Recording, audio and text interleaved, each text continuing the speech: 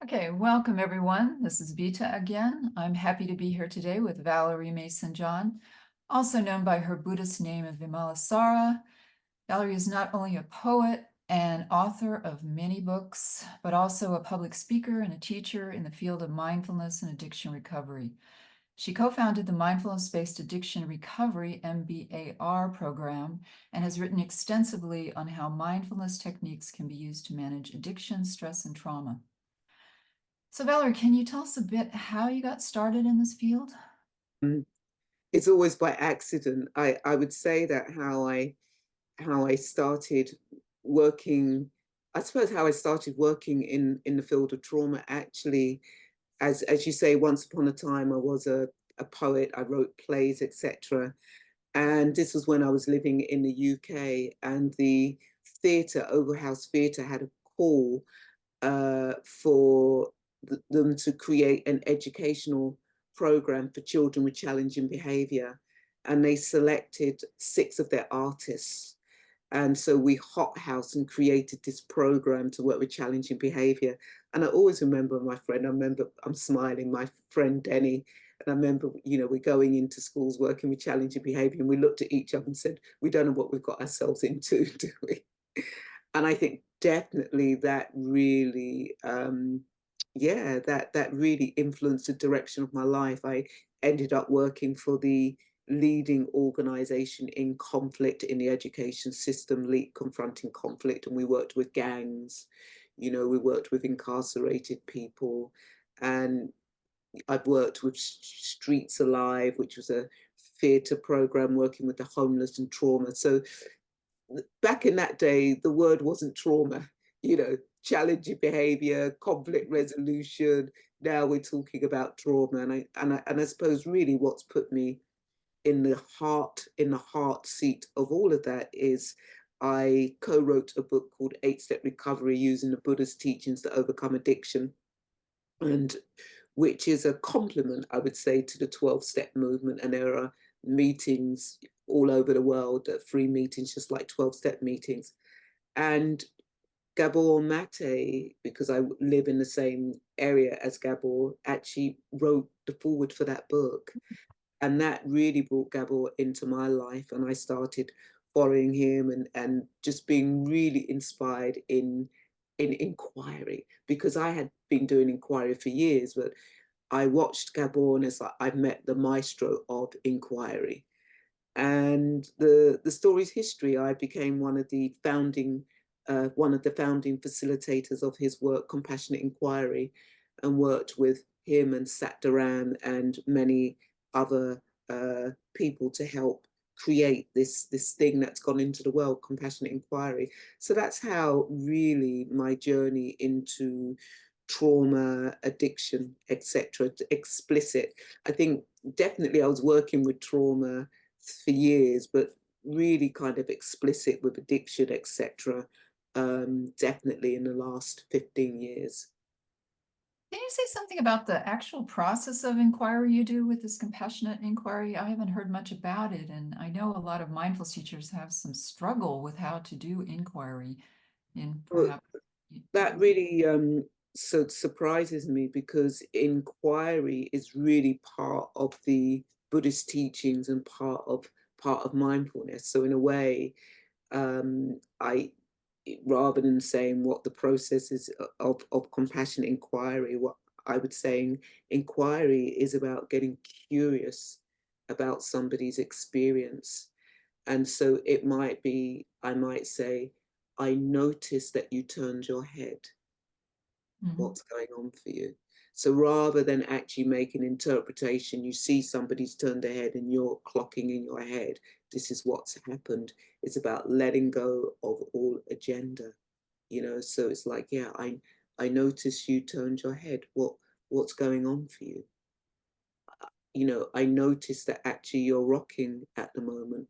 What's going on for you in the body? What are you Mhm. feeling in the body right now? And then it might be, somebody might say anxiety, and where do you feel the anxiety? What does that anxiety feel like?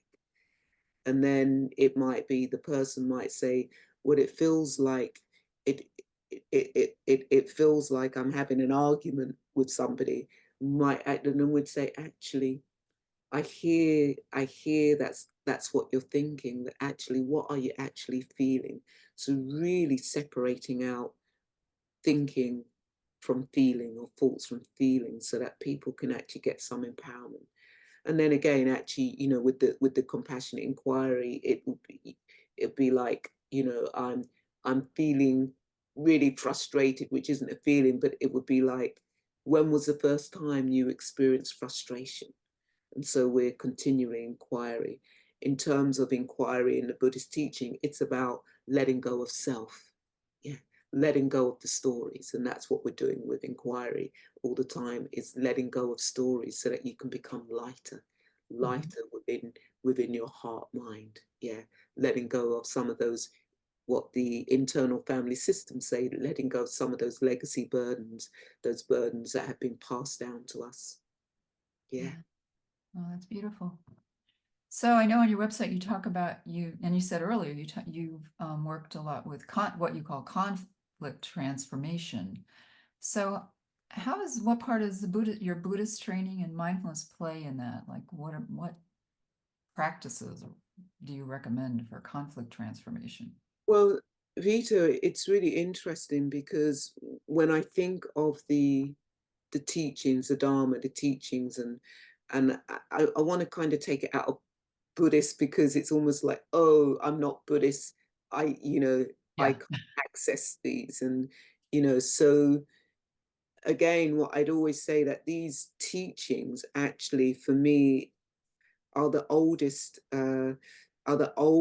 modality around working with the mind, working with addiction. I mean, we know that the prince, when the prince woke up to the truth and became a Buddha, and a Buddha just means awake. When the prince became awake, that the first sermon that they gave was that, there is there is a addiction to hedonism that is lowly, coarse, and unprofitable. And there is addiction to self-mortification, which is lowly, coarse, and unprofitable. And what we need is this middle way. And so, in a way, when you ask, like, how does that work with conflict? Well, if we're addicted to hedonism or self-mortification, that's going to create conflict in our lives. And then again, we can go to the teachings of the Four Noble Truths, which for me was a really important teaching, because in that first truth, it's saying that there's suffering. And I think some people often think something's wrong with them because they're in so much pain. Yeah. And actually, as we know, that there's nothing wrong with somebody. More the inquiry is what happened to you, rather than what's wrong with you. And yet, with this first noble truth that there is suffering, I know for myself, it was like, oh, nothing is wrong with me. This is a human condition, that there is suffering. Yeah, this is a human condition, that there is suffering. There is going to be some kind of conflict. And then actually that second truth of actually realizing that there is a path that leads to more suffering. And part of that path is craving, hatred, and delusion. And how do we begin to unpack all of that? And that reminder that there is an end to this, and that actually the way out within that particular teaching is a noble eightfold path.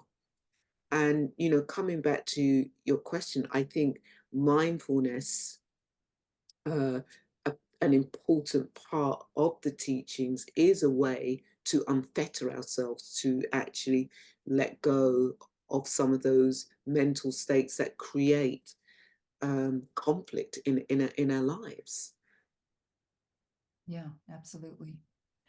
So as probably your answer is about the same is it about the same for working with recovery, people in recovery, not just addressing the symptoms, but the underlying causes of addiction? Is mindfulness supportive of that? Yeah, for me, my thinking has changed so much over the years of working in the field of addiction. because at the end of the day, all of us have some addictive and compulsive behaviors. The and the reality is, for some people, it's a matter of life and death. Mhm. So it is on that continuum, but I think we're all somewhere there. Even for myself, I think when I was able to let go of what I would say my growth, which is interesting, my gross addictive behaviors, I became aware that actually my biggest addiction was my stinking thinking, you know, and how that could be so addictive and get ourselves into problems. And I think in a way, when I say my thinking has changed, it's so much that actually these these addictive behaviors are adaptations, aren't they? They are ways to help us survive in the world. And we get lost. We get lost. There's Gabor has a beautiful quote. I may not be quoting it verbatim, but it's something like that it's a gift to be able to hide and a tragedy when nobody can find you. And this is what happens in addiction, that actually often people are hiding, which is a gift to protect, but actually nobody can find you. It gets so lost. It's like, how can we find you and help pull yourself out? And that is the tragedy. So, and again, remembering that, again, when I say my thinking has changed, often it's like there are the bad drugs and there are the good drugs. Do you know what I mean? The bad drugs, fentanyl, heroin, whatever, now, the good drugs are all the pharmaceuticals, the ones who are making the money. Or it's like even in the psychedelic world, well, there are bad drugs, but psychedelics, if we think MDMA, so MDMA is good, but fentanyl or heroin or whatever, or crack is bad. But why are some bad and why are some good? It's all about, people. um, there are people who want to take agency for their recovery and don't want to go to an institution and want to try and do it themselves. Um, so, yeah, I'm not sure if that answers your question. Yeah, I think it makes it a lot clearer. So in your book, I also liked how you really made a vivid case for addictions, because sometimes people sort of think there's a spectrum and that food is really on the light side of addiction. And your story was kind of a harrowing one that portrayed that food I mean, and if you just look around the world or America per se, you'll see this is a huge health crisis in a way also, the addiction to food Mm, and underlying that craving, of course, in the Buddhist tradition. I was listening earlier I was in another group earlier, a Zoom group, and this guy was saying it's either addictions or allergies. It's that they're either like totally allergic to something, like they're indifferent to it, they're averse to it, or they're craving for it and they're addicted. And both of these are kind of like an epidemic mm, scale lately, the kind of, which in Buddhist terms, of course, would be the aversion and the craving. mm. So I guess, I wanted to thank you for your book. It was really beautiful. And I thought Thank it was beautiful writing and storytelling. I wanted to say something about the allergy because, in a way, sometimes an allergic reaction is the addictive compulsive behavior. Mhm. I know for myself that I would say that I have an allergy to sugar. If I have processed sugar in my system, I can't stop. So I don't have it. So I definitely, it's not an intolerance that I really do have. That's the reaction. And before I didn't know that. And Yeah. also as well, lots of people don't actually realize that um, with disordered eating, that actually people can get very high. I mean, when I was in the throes or the hell realm of disordered eating, I would go into trance. When I was on a binge, I would be on a trance, like, and definitely I'm going like this because balance would change and altered states, and then when you purge, you're into another dimension. And I think now it's like, what was we addicted, doing that to go into trance-like states. People just aren't aware of that. And again, realizing, knowing within that there were certain things where I just couldn't stop. I had an allergic reaction. Yeah. So what are your suggestions for ensuring that mindfulness practice? It says you've worked in all kinds of environments, you've done all kinds of things with a lot of diverse and varied audiences and students. What are your suggestions for ensuring that the mindfulness practices are culturally sensitive and appropriate for Mhm. various populations?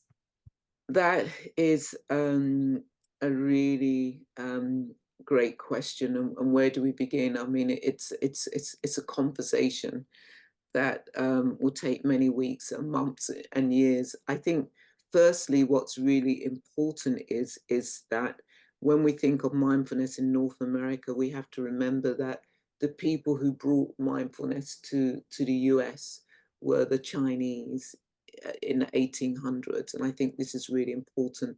And actually, again, when the gold rush happened in the US, more Chinese people came um, and brought mindfulness and Buddhism to North America, because we can go online and we can see who's credited for bringing mindfulness and Buddhism, and definitely the Chinese populations aren't credited for that. Then also as well, if we go back, it's really important to remember that the roots of mindfulness, the roots of, and I know people talk about, okay, there's secular mindfulness, blah, blah, blah, whatever, but the reality is that, the roots and the history goes back to India, okay, where the Prince Siddhartha um, really popularized or brought these teachings back.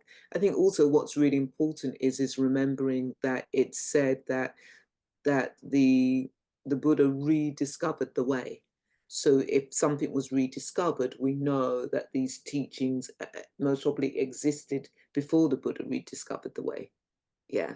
And also as well, I think what's really important is that it's really important to reference the history. And also, I mean, one of the things that my teacher says, the late Venerable Sangharakshita, says that, where does mindfulness come from? And of course, okay, mindfulness comes from India. It was first discovered there. And it's like, well, what was the prince doing when, what was the prince doing when he discovered the Dharma, the teachings? He wasn't listening to some great talk. He wasn't listening to a podcast. You know, he wasn't reading a book. He was meditating. And so in a way, mindfulness is our birthright. And then again, we have to think about how we teach it. Mindfulness is so much about the breath. And definitely for BLAPOC communities, Black, Latinx, Asian, Indigenous people of color, the the breath has been so weaponized in our communities. So many of my siblings have died, you know, calling for the breath, yeah, at the hands of the police. And so again, we have to really think about that. And also, again, often people think, well, mindfulness is just sitting on a cushion. The first book of mindfulness that I ever read was by Thich Nhat Hanh, The Miracle of Mindfulness. And if you go back to that book of The Miracle of Mindfulness, it's not about just sitting on the cushion. I can remember, are you washing the dishes to wash the dishes, or are you washing the dishes? That actually it's everything that we do. So again, there is so much we can do. And actually talking about that I was part of a group that actually has brought together which a mindfulness course called Freedom Together. And Freedom Together was designed by BLAPOC people for BLAPOC people. And we're really looking at how do we begin to decolonize mindfulness. And so that's a course if people are, interested, that if you're BLAPOC, that actually you could do a year-long course with that. I think the next course is going to run in January. So where did you learn mindfulness? Was it from Thich Nhat Hanh or something else? Yeah, it's an interesting, yeah, Thich Nhat Hanh was one of the first books I read about mindfulness. It's really interesting when I think about that question because I grew up in orphanages, and I can remember that if we were caught talking in the dorms, we used to get dragged out and we had to stand with our face to the wall with our heads on the hand like this, and we just had to stand there. And you didn't know, like, when you could go back into your room, and often it was when the adults were gonna come up to bed because they forgot about you. Do you know what I mean? They were doing their stuff. And definitely I can remember finding pleasantness after a while, that actually after what happened, finding pleasantness. And then really, I would say I really came into touch with mindfulness in two places. And the first place was as a kid, I was incarcerated at the age of 15 to 17, for shoplifting, that kind of stuff. Once you're in the system, in orphanage group homes, it's very easy to end up being incarcerated. And I did quite a lot. I did a lot of solitary confinement. I thought it was another group home and got myself into trouble. And in you work in the prison, so you know what solitary confinement is like. It's like, your food served through to your hatch. You have clothing, one piece of clothing that you can't tear, and you sleeping on just a concrete slab, etc. And I should just pause a moment, like kind of 15, doing that to kids, like, who do petty stuff, actually is absolutely ridiculous. But just let's take a moment to pause. Often you didn't know when you were going to go back up. It was called live away, and you didn't know when you were going to go back up, and you were in your cell 24 hours. You're lucky if you had half an hour, or not half an hour, 15 minutes to walk around the quad if you was lucky. And I naturally went into meditative states. Yeah, and I didn't know then that that was mindfulness. And what's so interesting is that when I came out um, of children Borstal, it's called Borstal in England, I said I want to learn to meditate. I want to learn to meditate, and yet that's what I was doing. I want to learn to formally meditate. And then I hung out in the clubs and and I wasn't doing drugs, but just very much a street dancer. And then it was that these altered states of just the self. That's where I experienced no self, that you were able to do when you were completely present and without ego. You could just do anything on the dance floor, absolutely anything. And without the drugs, without whatever. I used to just drink that was called jungle juice, black currant and lemonade. And so it was those places where I really accessed mindfulness, which is why I thought I needed to learn to meditate. And so in my early 20s, well, again, the other place, actually, I worked as an international correspondent covering Aboriginal deaths in custody. And I had the privilege to live traditionally out in um, Yirrkala, which is the tip of Australia with the Yolngu tribe. And I experienced a dream time. And again, this was a form of mindfulness. And I knew I couldn't appropriate that culture. And when I came back, I lived out in Australia for 2 years. So I came back when I was 27. And that was it. I actually was surrounded by people who meditated and started meditating, and yeah, and realized, wow, this is what I had been doing, but actually just really learning it in more formally and taking it on as a dedicated practice. Wow, it's beautiful. So tell me about your upcoming book. That sort of, what's the name of your upcoming book?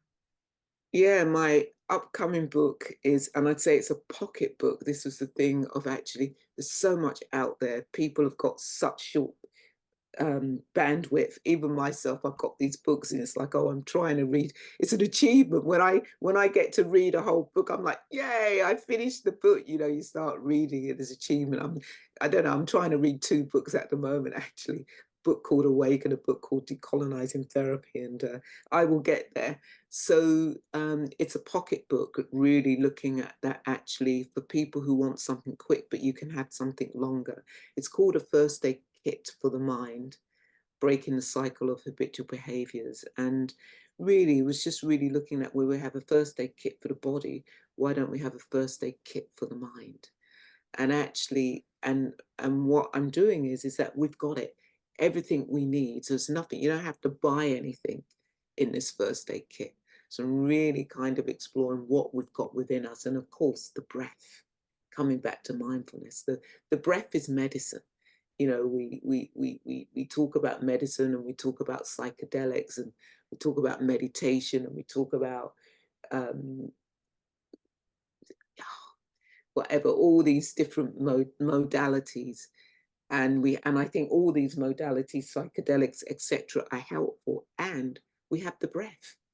The Mhm. breath is medicine, and the breath is with us 24/7. And we know that when the breath gets, I call it, when we're angry, I believe we have temporary brain damage, because the breath, we're not breathing properly. You know, it's like when a car cuts across you, and the next minute we're fuming and we're raging, temporary brain damage. So so the breath is just one of those things. And also we know, again, if we think of the anapanasati, the mindfulness of breathing, where the Buddha was teaching us to learn to breathe again through the experience of the body, through the experience of feelings, through the experience of perceptions and mental formations, and breathing through the experience of the dharmas of aging, sickness, and death. So in a way, it's just really making some of these ancient teachings explicit. And sometimes it might be just lifting up your head, or turning your head side to side, but really looking at ways to interrupt the flow of stinking thinking, or to interrupt the flow of some of our compulsive behaviors.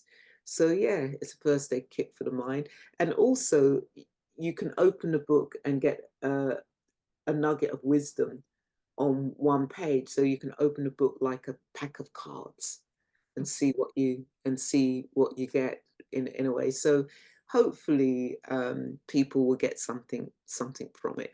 I always say it's it's nothing new, and yet it is new, because everything that we write has been said before. So it's really trying to make it accessible to people. It's a book that you can put in your pocket.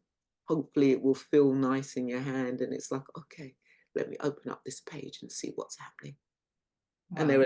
there's a 1 minute meditation for those people who say they can't meditate. There's a 1 minute meditation for those people who want to kind of dip their toes or feet in a bit more. There's a 5 minute one. And if people want something a bit longer, there's 20 minutes. So, and they're audio as well. So again, Oh, you just click onto the audio as well. Yeah. wow. That sounds fabulous. I look forward to seeing that. When's it coming out? May next month. Oh, great. Okay, so Yeah. we can announce that to our prison mindfulness group. Sure, So I'll send thank you the promos to it. Yeah. Okay, Mm. great. So thank you so much for talking today, Valerie. It was really beautiful. I really enjoyed meeting you. Yeah. Thank you for having me.